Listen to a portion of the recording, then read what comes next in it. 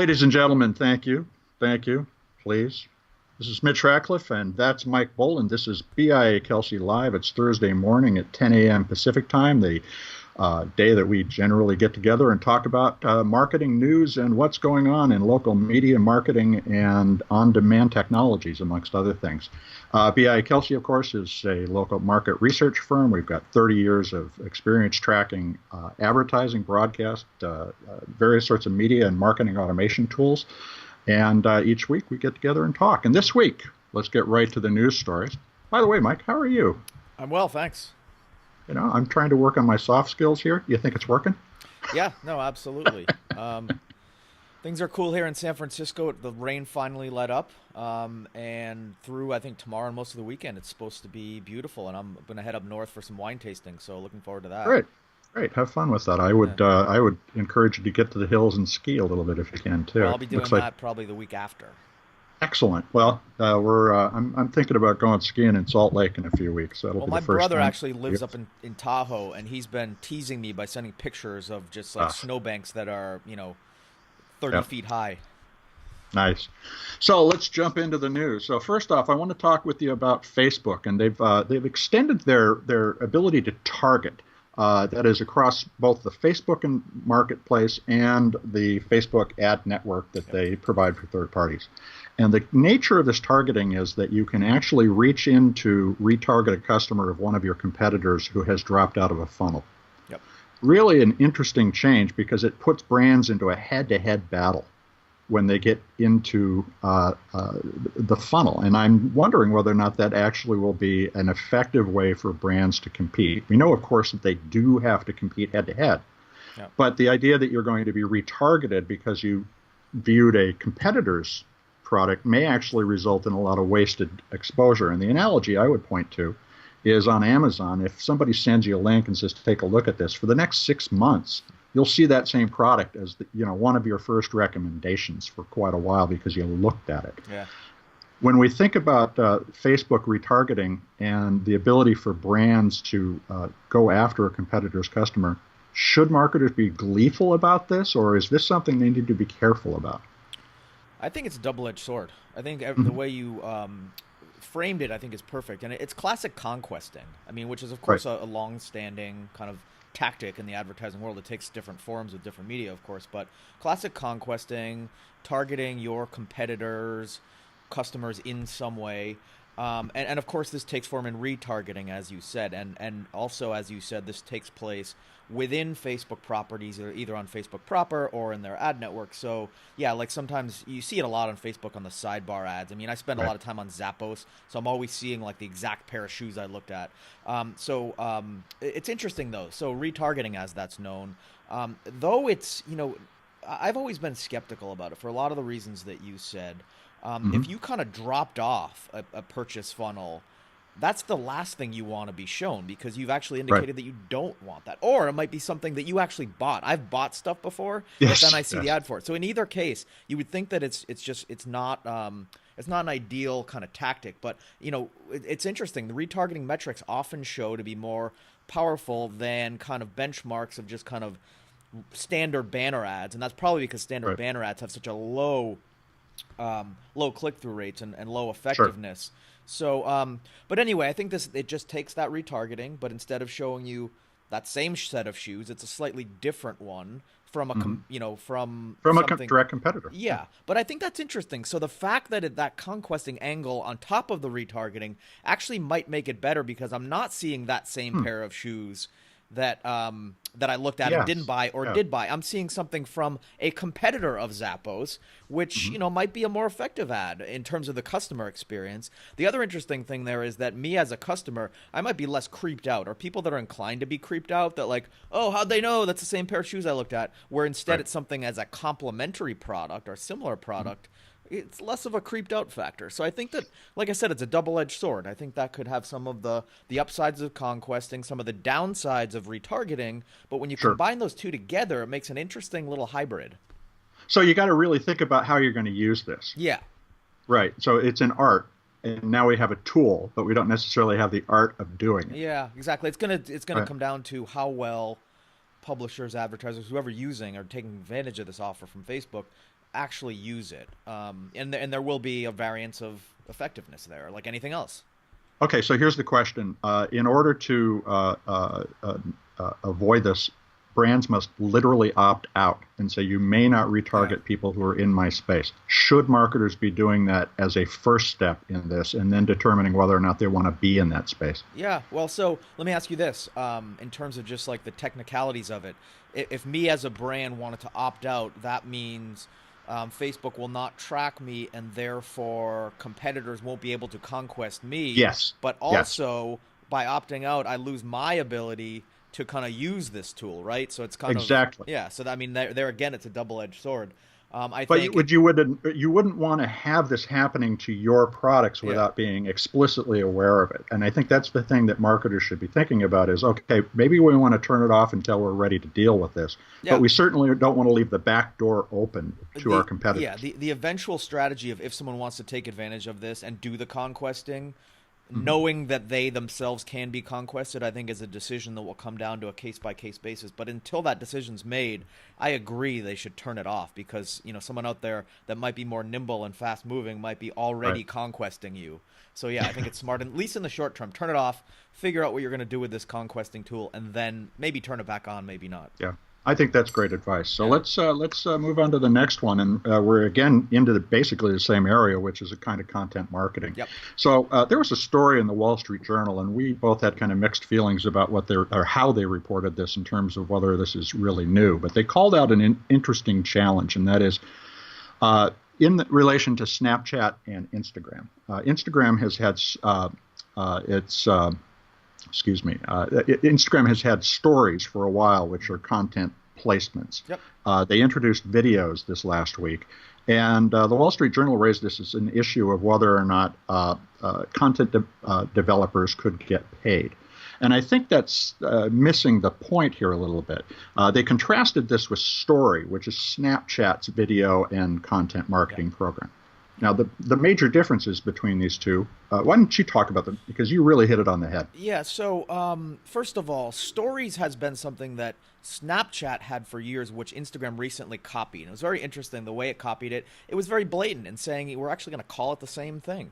And essentially what that is initially with Snapchat and now with Instagram, it's essentially something that any brand or any individual could create multimedia that is around a certain event, whether that be like a concert, whether that be like an outing, whether it be just a birthday party someone's throwing, and that aggregates all of the snaps in Snapchat's case, or pictures and videos in Instagram's case, into one kind of roll. It's almost like a playlist of just really, and these are 15-second maximum video, or 3 seconds or 5 seconds, excuse me, of a picture, and it'll be 10 or 15 things that go by very quickly that tell the overall story, as it's called, stories, of that event or whatever someone wants to build that around. So with Instagram and Snapchat actually, but more so with Instagram because it's more open, they've allowed really anyone to just build these, and it can even be a brand that's doing it in a commercial sense. So it's become a good content marketing channel to say, okay, I am Nike, and we're launching a new pair of shoes, so here are all the kind of parts around the launch event and people using them and athletes using them, and it's just kind of like a nice roll of media around that. So brands could always use this as kind of a content marketing channel. Yesterday they announced this new kind of mid-roll ad unit, which is interesting because now between stories these ads kind of play, and this allows publishers, I think, better tools to monetize this in a more formalized ad unit. Before it was like more of an ad hoc, I'm gonna have to create something. This is and yet they're not sharing that revenue with the content publishers at this point, and Snapchat is. Yes. And that was where the journal article I thought went off the rails a little bit, because they tended to talk about it as though publishers were seeking to make money on their content rather than that people were using content marketing to sell things through the channel. That's the distinction. So the content marketing to sell things through the channel, that's what existed. This new thing, which is an ad unit, it's actually unclear if they're sharing that back to the publisher. And I think that what I took away from it was that these story ads, the new thing, are going to be rolled out with a list of like 30 advertising partners that are going to kind on of Snapchat, like yes. Yeah, they're going to serve as like the example to everyone of this is how you should do it right. And that's going to be Right. several. So that's going to be several companies. But the interesting thing is that Instagram's user count or daily active users viewing stories is now 150 million, Hmm. which actually matches Snapchat. So the thing that they copied, they've now matched in terms of usage. Right. I think they've gone about that correctly by having a better discovery of those Yep. stories, because if you open Snapchat, you can see them right on the very top, little circles that show like here are all your friends that currently have active Hmm. stories, and there's a count Hmm. of there's a circle that goes around, and this is about to expire because they're only good for 24 hours. Sure. But more importantly, I think Instagram is differentiating by being more advertiser friendly. So Hmm. regardless of the question of what they share back to publishers or anything, I think they're going to get advertisers on board by one, opening this up. Snapchat is a little more exclusive and elitist when it comes to who it's working Sure. with. I mean, they're actually turning away money, which is interesting. Probably to avoid keep the scarcity, the value in the scarcity. But also, Instagram is providing better metrics. So if you sign up for an Yeah. Instagram for business account, there's a lot more metrics that are allowed than what Snapchat gives its advertisers. And Snapchat's just being famously snubbish towards advertisers, which has been interesting to watch. Well, so in thinking about the content provider versus the content marketer, Yes. this is really the key thing here that I wanted to dig into a bit is the article says, oh, publishers say we hope someday we'll get some money from Instagram. Instagram is really aiming at content marketing. It's not aiming at content and monetizing that content yet. They are not sharing that revenue. Yeah. So if you have content, you're going to need to associate it with a revenue stream in some way, a convertible revenue stream through Instagram. Yes. Or you're simply giving your content away in support of something. It might be traffic and growth and all the things that we like to say we have, but you haven't necessarily engaged and retained and converted somebody to create revenue that you can share. And so I think where Instagram will ultimately go is sharing revenue with content providers from the ads that they're starting to insert in there. Yes. But for now, this is still essentially a content marketing channel Yes. for marketers rather than for content providers. And I think Instagram has yet to prove that they have a viable business model for working with publishers. Yeah, absolutely. Yeah. The user growth is something they've been able to do well, but like anything else, and like Facebook went through about 5 years ago, Mm-hmm. it's kind of flipping that monetization switch in a way that is very delicate and that doesn't slow down its user growth. And so far, it seems like it's been able to do that in terms of its usage numbers. But the other side of that equation and kind of serving two masters is getting more content creators and publishers to establish accounts and Yeah. produce things that provide that organic content that maintain the user growth. But then also the third vector is being able to monetize that or give them tools to monetize that keep them on the network, keep creating good stuff that then in turn keeps the users Right. going. And it's just that kind of delicate formula. Well, and ultimately, what we're all chasing is this notion of engagement and understanding how we can get somebody involved and keep them involved with us, whether it is our content brand or our product or service brand, throughout a long series of interactions rather than a bunch of one-off sales. And that is, one of the magic qualities of the net is we can make that connection and keep it. Having enough content to make your connection interesting is an ongoing and growing challenge for companies everywhere. And so I think some of the clarifications that we added to that story help people understand the difference between the publisher's desire to make money and the marketer's ability to make money today. Yeah, absolutely. Yeah. So the last thing I wanted to talk about today is on Monday, Airbnb led a $13 million investment in a company called Resy. And Resy is in the full-service restaurant reservation space. Now, OpenTable and many other sites are already out there, or services are already out there doing those reservations. But Airbnb has a very, I think, sound idea, and that is that they want to combine travel accommodations with reservations for restaurants in the visited location. And that makes sense. You want to start to claim more of the activity that you're facilitating. Now, that is a huge undertaking, and I think we need to step back and look at a couple of issues around Airbnb and Resy when thinking about that. First off, they are talking about driving people to a second app and to some extent starting to dilute their experience of organizing your trip through Airbnb.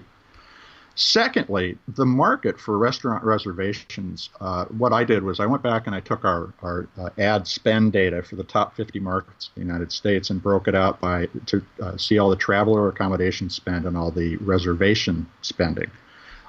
Traveler accommodations is worth $2.88 billion a year in local marketing spend in the top 50 markets in the U.S.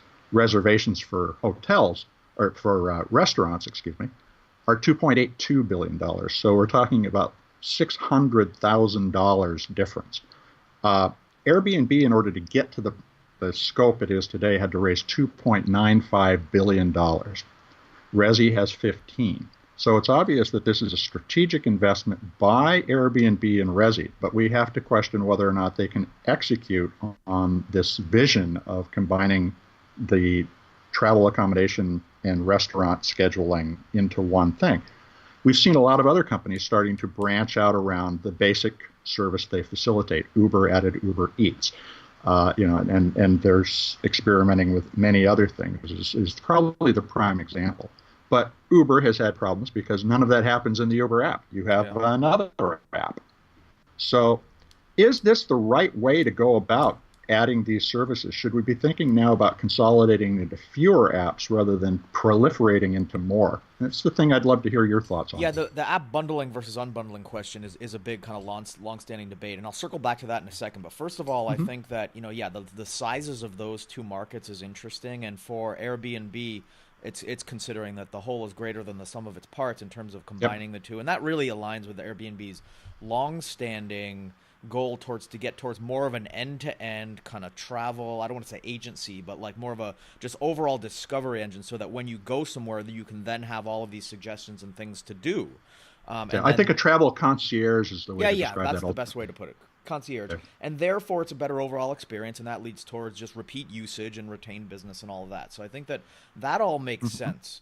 Now, whether or not they kind of kick someone to a separate app to do it, that's been a long-standing debate. And I think that one of the kind of events that typified this, or at least one side of the argument, was when Facebook peeled off Messenger as its own app, and it forced people to go to a separate place to do that. And Mark Zuckerberg's whole kind of contention at the time, which I'm not sure I agree with, we actually did a roundtable about this about 3 years ago, was that, the functionality, we don't want to dilute this with like too many things going on. The functionality for the user gives it more focus, but also for the developer. So for the Messenger app to have its own sandbox to make the feature adjustments it needs to make for its own good, and not one that has to serve two masters and saying this is the best thing for messaging, but also does it kind of screw up what's going on in the main app. And like they didn't want to compromise decisions by throwing everything into one where you get this kind of lowest common denominator feature set. So that's the argument for it. But the argument against it, which I actually agree with in a lot of things you said, which is that, that's not necessarily a good user experience to be kind of fast switched, as they called it, where it just kind of bumps you over to the other app for that functionality. There's a way that can be done elegantly with kind of deep linking, but a lot of people do that wrong, where instead of landing you on a page deep within the second app in question, they just kind of lead you at the front door, and then you got to kind of search around it. Usually it's just a very disjointed process for the customer. So I think there are a lot of arguments on both sides of that, but ultimately I think that kind of second app strategy is, and also I'll say lastly, and let you jump in, Mark Zuckerberg famously very kind of on that, separating, unbundling approach. The examples he's given in the past, I think it's worked with Messenger. But when you look at all the other off Facebook apps like Poke and Slingshot and all these other things, those aren't a screaming example of success. Whenever it happens, it actually seems to not work. But sorry, go on. No, a great point to turn on because Airbnb is not buying Resi; they're only investing in them. So that may be too much of a hedge. Yeah. If they're going to point people over to that, then they may potentially lose those customers if Resi does not end up as part of Airbnb. Yeah. Clearly, the strategic investment gives them the opportunity to do that. But they're going to need at least $100 million at Resi to do the kind of marketing that would get them close to any market penetration comparable to what Airbnb has today. And they need to build that separately in addition to the interaction between the two apps in order for this to be really successful. Resi can't hang its whole hat on Airbnb referrals either. Yeah. And well, so think that, this is going to be a very complicated play. Yeah, Airbnb, they might step in with some kind of marketing dollars. That's part of that investment. I would think so. To kind of give it that, I don't know, put it on par with, as you mentioned, like the usage. It's just way out of whack between the two apps. But also, yeah, and referrals or kind of the kind of seeding that user behavior by like through the process of, you have a well, there should be an interstitial kind of a screen where you said, hey, your room's set. Now would you like to schedule dinner? Yeah, that's exactly where I was going with that. I mean, it's just kind of onboarding, I guess is the right word. Onboarding users into Resi from that kind of flow of booking something on Airbnb. Yeah, and I just wonder whether or not users in the long run are going to want yet another app to do that. They probably will want it in some form of integrated service. My feeling is that the apps are going to go away as you will not navigate to apps, but they'll be behind the homepage. I've been saying that for a while. And in mobile, I mean, we're also app-centric because the functionality and everything is so much better than the mobile web. But the mobile web, and this is like Google's big kind of initiative, making the mobile web functional and rich to match the app world. And that's behind like MobileGen and forcing everyone to just have better experiences, the accelerated mobile pages, all that, because when that day happens, the app is a lot more the mobile web is like the desktop web is a lot more interconnected than the app world is. So you no longer will have this problem of, oh, now I got to go to this other app. It'll be just as simple as kind of integrating web functionality or just going to another website, which we're all used to, which for some reason is a lot easier than fast switching to another app. Because but the reason that we have the apps, and there are 4 million apps or more on both iTunes and Android Store, is because the app business model made sense in 2007 and 2008 when these phones first started to come out. But we've moved to a point where the phone's user interface is going to be calling services behind an intelligent interface. Siri, Google Home, Cortana, or Alexa, for instance. Or Vicky, which is coming from Samsung. Or no, that's Viv. Nokia now. Well, they gave it a new name this last week. So but Vicky is Nokia's. But in any case, it's going to be it's interesting because, and we should keep an eye on these kinds of deals because they represent Airbnb's expansion into new revenue opportunities, but they're external expansions, and that is going to be an interesting thing to watch. So I never conclude that this is a doomed thing or a surefire winner. You can't. This one is an interesting example of where we are at a certain pivot point in the history of the interface, and it'll be curious to see how it turns out. Yeah. So that wraps up the news for this week. Hey, Mike, we've got a predictions paper coming out. Why don't you tell us a little about that? Yeah, that comes out this week. We talked about some of the predictions. We gave a sneak peek on last week's episode. The paper itself essentially aggregates predictions, 2017 predictions from BIA Kelsey analysts. There are about 25 predictions in there. Yep. We have a few blog posts that list kind of like 4 or 5 just as kind of a teaser. Sure. It's available for BIA Kelsey clients or others to purchase. We can I'll embed the link in the blog post where this podcast will be shown in archival form, so anyone interested, or you can just do a search, go to the BIA Kelsey website, and you'll be able to find it easily. But essentially, it's the predictions for throughout 17 across coverage areas. So there's a lot of kind of variance and balance in looking at things that are happening in emerging media, in on-demand media, in even traditional media, broadcast and traditional media, and online and search and all that good stuff, but kind of local, tying it all together. Right. Well, we're looking forward to seeing it and seeing you next week on the show. And we'll be joined by Rick Ducey next week to talk about a new programmatic television paper we're going to be releasing then. Nice. So thanks, folks, for spending time with BIA Kelsey, Mike, and I this morning. Have a great week, and we'll talk to you next Thursday at 10 a.m. Pacific on BIA Kelsey Live. Thanks very much.